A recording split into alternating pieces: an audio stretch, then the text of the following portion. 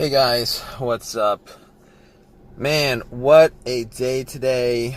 I did some shopping, came back to my car, and right now I'm saddled with the situation. My car is not starting, it's not turning over, and it just seems like, man, it seems like I'm gonna have to get a tow on this car. So basically, what happened is, I went to the mall, did a little bit of shopping, came back.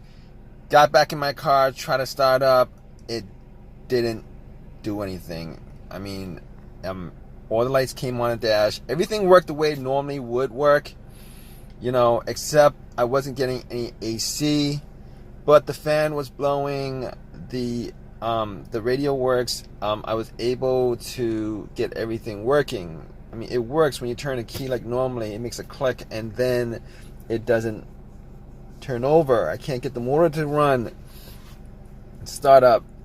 So I thought maybe this is like one of the situations I had. Maybe like I had the same situation a couple of times during the last couple of months where I get out in the morning, I get into my car, try to turn on, and I get nothing except for the lights in the dash. Everything works. It turns on like it normally does, but when it gets to the point where the motor starts, it doesn't crank. It doesn't do anything. No cranking, no nothing. So normally in those situations, it happened like about 3 times during the last 4 months. I would try to start up a couple of times, and it would eventually start up, and then it would start up normally. For the majority of the time, I've had no issues with it, but this time around, I think I maxed out on my luck as far as this is concerned. So I must have cranked the key. I must have cranked it like 15 times or whatever. Try to crank it up. I would try to crank it up 15 times. Try to start up 15 times, but 15 to 20 times at this point. Last a couple of minutes I just tried starting it up. Nothing happens, except everything else works, but nothing happens. Kind of sucks that way. But so basically I thought maybe it could be okay. So at this point I'm trying to rule out certain things that might be causing this situation. All right, because I've had this situation before. I mean, it's not a new situation. So my first thought is okay, let's rule a couple of things out. Let's rule the alternator out. Okay, alternator, as far as this is concerned, the alternator normally gives out on you when you're driving or when the engine is on. When the engine is on, the motor is on, you try to crank it. When the motor is on running or whatever, at any point the motor is running and it dies out on you, then you could say it could be the alternator. It's probably the alternator. It could be the alternator. It could be a couple other things, but it could be the alternator. But once you jump start it, the car should turn on. And then once you take the cables off, the car will die off because the alternator is not charging the car, which is, the test, which is how people normally test for alternator issues. Okay, so fortunately, it doesn't matter. That's not the issue, because I did have somebody try to put cables on it, and nothing happened. The same thing happened, and the guy left. We left the cable on the car for about a minute just to make sure it was charging up and stuff like that, like got enough of a charge. But normally, if it's a really low charge and it's the battery or the alternator, you would have like a slow crank. For the most part, you have a slow crank. Okay, alternator is left out, so battery could be eliminated too, because there's no issues with anything. The lights, nothing. I turned on the headlights just to make sure the battery was good. It's daylight out. I didn't leave the lights on. I'm 100% sure I didn't leave the lights on. I wasn't even gone for maybe like an hour, so that's not the cause of it. And besides, I changed the alternator. Well, you know what? I don't think I've changed the alternator on this car, but I've changed the battery maybe like 2 years ago. 2 years ago. That battery should last like 4 years or 5 years. I never thought it was the battery to begin with. So it's not the alternator, it's not the battery. The only other thing I can think of is maybe like a fuse or a relay. Now, I've had these situations before where the fuse blew, the starter fuse blew, and I don't know if it was a starter fuse, but I've had a situation where my car had trouble starting, turning over, did all the tests, and you know, did all, you know, tested all the fuses, and it was a fuse that was a problem, but the car did turn over. Normally in situations where a fuse is the culprit for the car not starting, normally you either have like no power at all, like if the cables was off the battery, you have no power at all, and nothing happens when you turn it, like no power, like no lights on the dash, no radio, nothing. All right, it's not the situation here. Or it cranks over. No, or it cranks, but it doesn't crank over. It cranks, but it doesn't crank over. That's not the situation here. It doesn't crank at all, and all the lights all work and everything. All the lights work and everything works. So that's not the situation at all. As far as the relay is concerned, I don't think it's the relay. Okay, I don't think it's the relay because this car actually makes a click when I try to turn it on. It actually makes a click. It clicks. It clicks. So I mean, if it clicks, it means that the solenoid is actually firing off. You know, it means the solenoid is a click.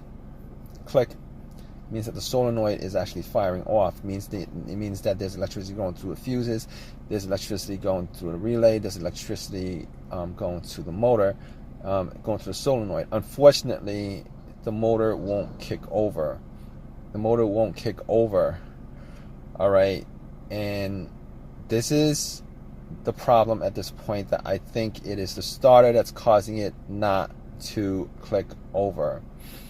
All right, it's, you know, here's the thing about the starter in this car. I changed the starter like about a year ago, and I pretty much had the same situation about a year ago. So I'm like, you know, it's not like a new situation to me as far as starter issues concerned, but I still had to go through, you know, trying to figure out, eliminate all the stuff, because these starters are supposed to last like 150,000 miles. It's supposed to last like a really long time. All right, I didn't anticipate the starter not, you know, going out on me like a year after I installed it. Now, given that this is a rebuilt starter, on this car. Like, I got the starter from Advanced Auto.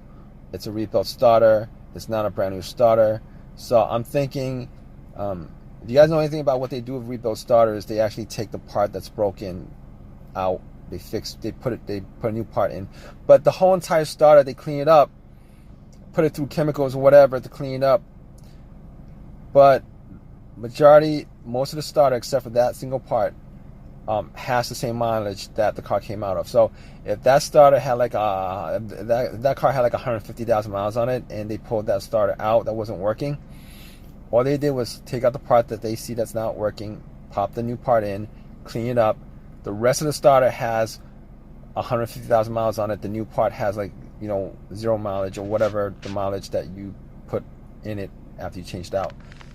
You know, after they, you know, how many miles that you've driven after you've installed the rebuilt starter. But I will say that a rebuilt starter is a lot cheaper than a brand new starter, so that's why I opted for the rebuilt starter versus the brand new. But that's the situation you're getting with rebuilt starters.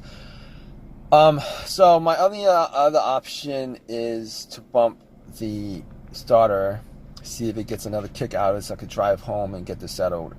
But unfortunately, I'm not going to be able to do that because I don't have anything long enough to actually, you know, bump it. So I don't have anything to bump it.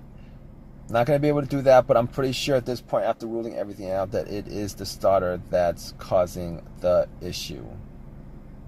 All right, guys. So now I'm going to have to get AAA to tow this car. I've already spent like close to an hour on this issue. It's hot out, and I'm going to have to get AAA to come an hour from now, hour and a half, to tow my car back so that I could change out the starter. I don't even know if that starter is warranted. I think it's warranted for a year. I don't know if it's going to be warranted up to this point. Probably over a year, but I'll keep you guys updated. Hey guys, what's up? So this is the next day. I did get my car towed after waiting an hour and a half for AAA to come and tow my car.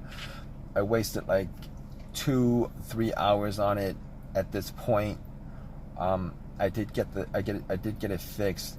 Once I got back home, I actually did find like a long crowbar to bump the starter to make sure that was it. It did not start up.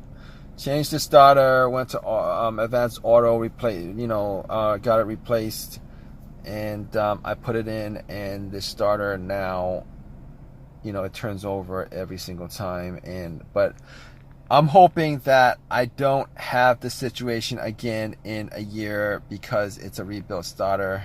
It kind of sucks that way.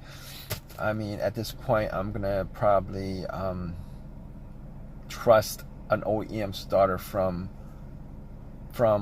eBay or whatever more than I will a rebuilt starter, because I have my alternator actually did the same thing as far as just going out on me, and it really sucks that way, because it looks like it's brand new alternator. You put it in, you buy it AutoZone, Advanced Auto, whatever, you pop it in, and then 6 months later it goes out on you because another part breaks down. That sucks.